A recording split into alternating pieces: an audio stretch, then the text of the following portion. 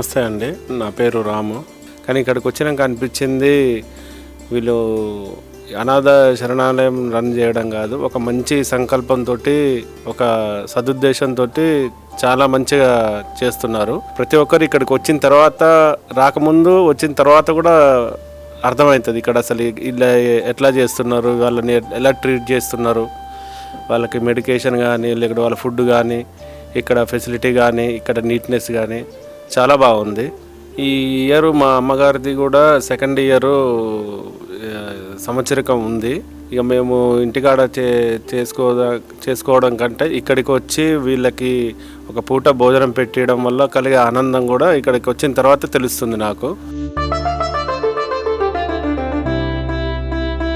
అమ్మా నాన్న అనాథాశ్రమంలోని అభాగ్యుల ఆకలి తీర్చేందుకు మానవతామూర్తుల, అన్నదాతల సహాయాన్ని కోరుతున్నాము. ఈ రక్షణాలయంలో జీవిస్తున్న నిర్భాగ్యులకు 3 పూటలా అన్నదానం చేసేందుకు నిత్యావసర వంట సామగ్రి నిల్వలు సరిపోక ఇబ్బంది అవుతోంది.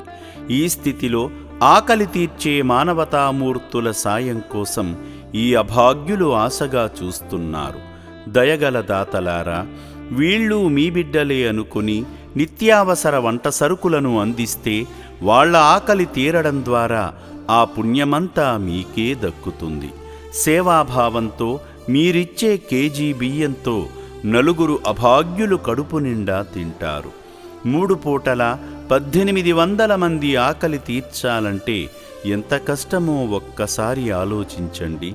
దయచేసి బియ్యము, పప్పు, నూనె, కూరగాయలు ఇలా ఏదైనా సాయమందించి శ్రీ పుణ్యలింగేశ్వరుని అనుగ్రహానికి పాత్రులు కండి.